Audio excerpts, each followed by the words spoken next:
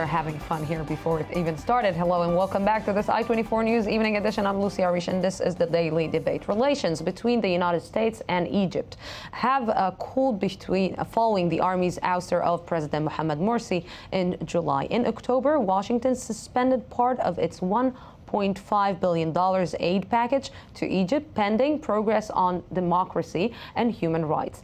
And as Egypt and the U.S. reassesses their relations, Russia has said it will be expanding ties with Cairo. Joining me tonight to discuss what this means are Dr. Brandon Friedman from the Moshe Dayan Center for ME and African Studies. Good evening. Thank you very much for coming. Thanks for having me, Lucy. Good to see you. And Dr. Baruch Gur Gurevitz, right? Very well. Expert on Russian affairs at the Jaffa University. Gentlemen, thank you very much for coming to the studio. So, can we say that Egypt has a new friend, Brandon? I think it's certainly flirting with one. And I think it's trying to get its old friend back. So I think Egypt's doing a bit of a dance here, and it's exploring its options, and I think it's looking for independence, really. And I think for it, that means letting the U.S. know it has options. I don't think it was particularly pleased with the U.S. decision to cut aid.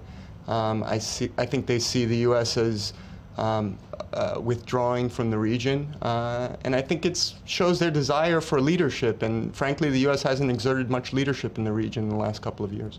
So is it going to be a clever idea to take Russia as an ally, especially after Russia and the United States actually not in such good condition, not in such good relationship, especially after the situation in Syria?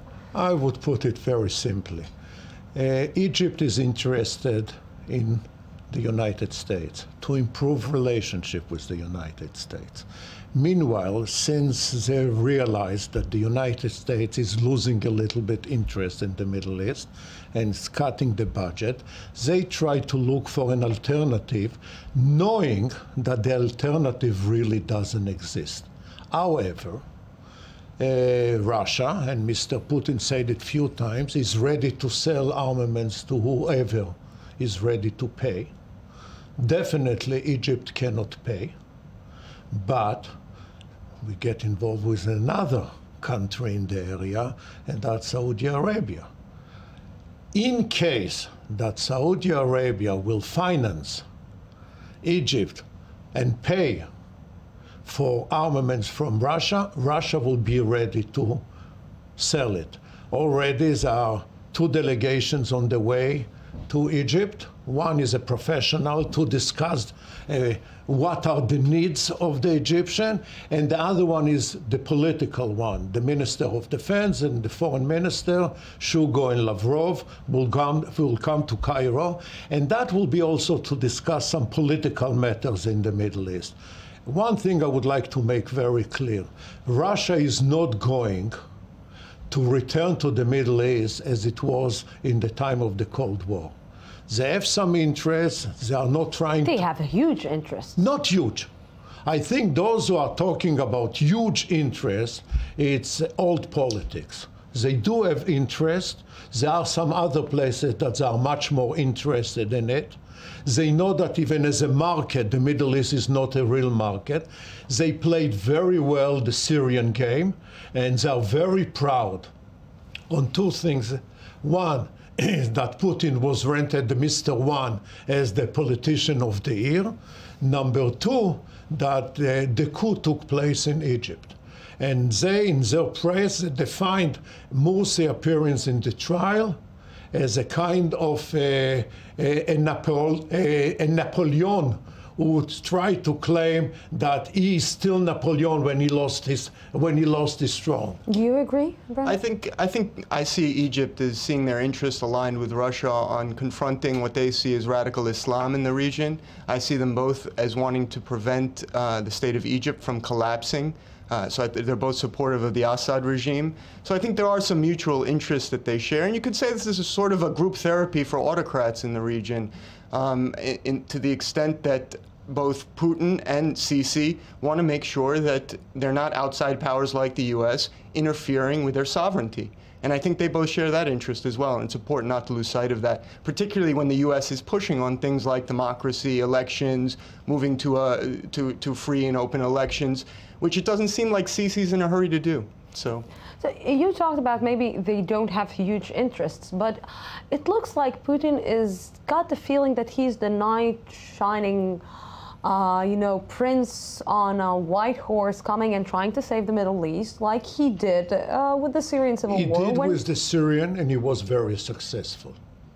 From his point of view, from Syrian, from Assad point of view, and from the Middle East orientation that he's in.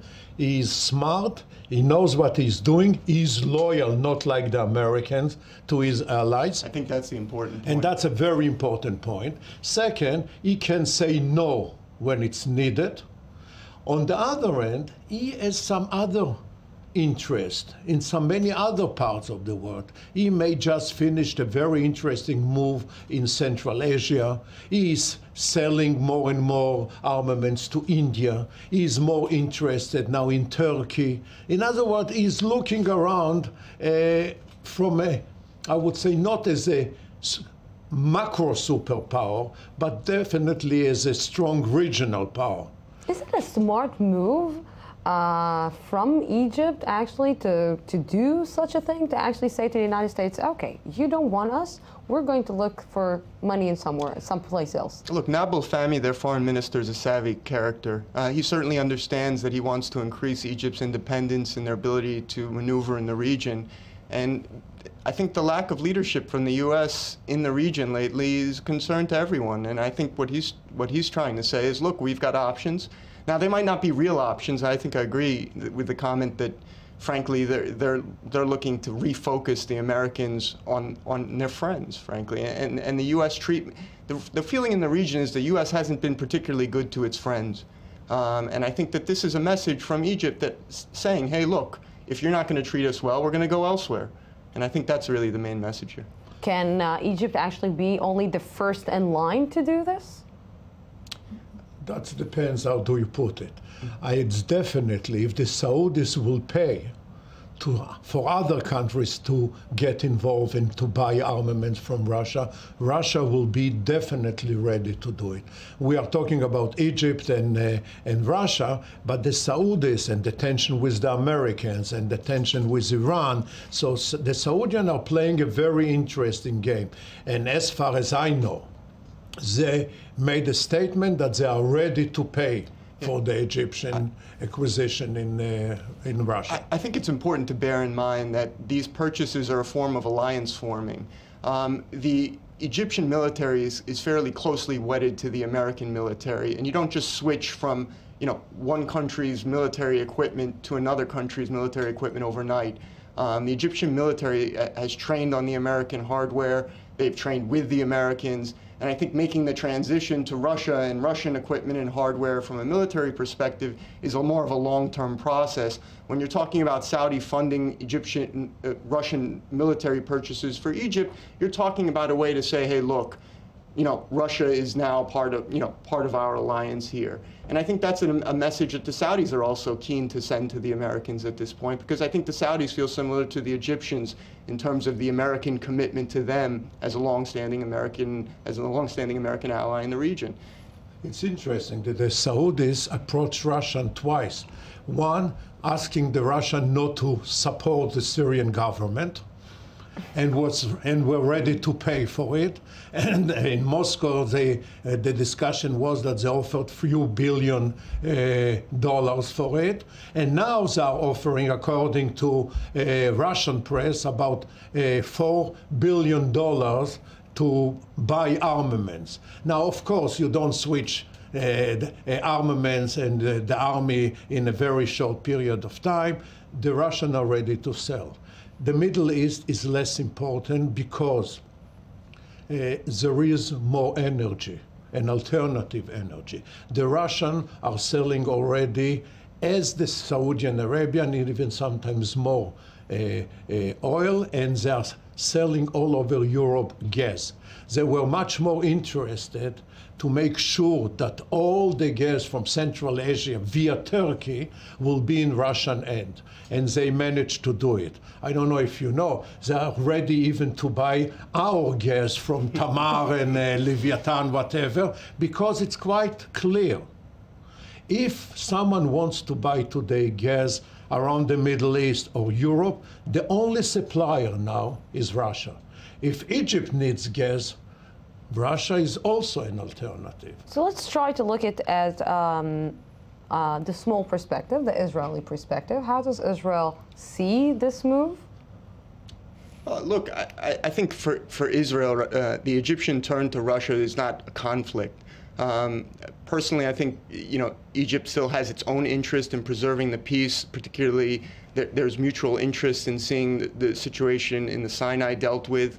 So I think Israel and Egypt still share enough mutual interests, and I don't think Russia and Israel necessarily clash on any particular interests. So I don't think Egypt reaching out to Russia necessarily is a clash for Israel the way it might have been in the Cold War years. And that's why I completely agree with Baruch that this is not the same bipolar Cold War world that we saw 40 years ago.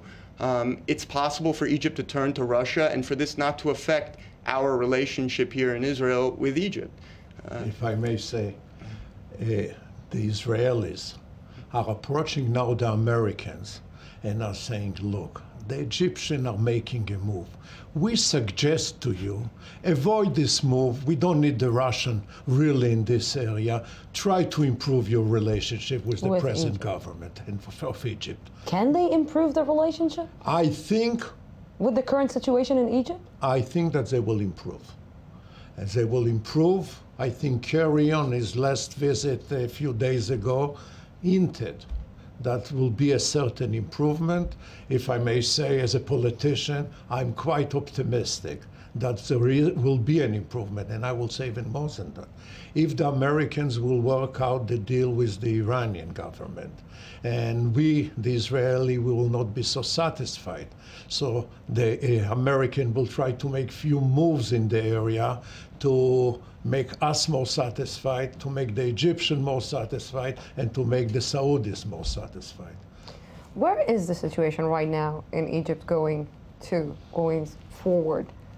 Look, I think Egypt's in a transitional period. It's fluid. It clearly seems that Sisi is making a strong move to consolidate his power and the power of those around him. I think that the situation in Egypt is how should we say, delicate, and they're taking the steps they feel they need to take to provide security. So I think the U.S. needs to be patient with Egypt, and up until now, there's a sense in Egypt that the Americans are not necessarily supportive of them, and I think that is part of the reason why they turn to Russia. Not supportive and don't maybe understand actually. Not understanding. I think yesterday was a big article in Pravda about Egypt, in which they really explain in details the development and why the government, the present government, should be supported, and really condemned Morsi and the Muslim Brotherhood. It was quite clearly that it was written because of all those visits this week, clearly to support the government of Egypt, making clearly that you cannot criticize of lack of democracy because it's a democracy in process, and there will be election very soon. And basically those who claim that Morsi was the big Democrat was basically very wrong. And it was not an example of democracy, and therefore the Americans were mistaken by treating him. On that count, there certainly is there's a mutual interest between Russia and Egypt, certainly in their antagonism towards political Islam, and I think that's the convergence between Putin and Sisi. Gentlemen, Dr. Brandon Friedman, thank you very much for this. And Dr. Baruch Gur Gurevitz, thank you very much for coming to the studio. Thank you, gentlemen. And thank you, our viewers. We're going out for a small break, 10 minutes break, an update from our news desk, and then we'll be back to the I-24 News one-on-one. Don't go anywhere.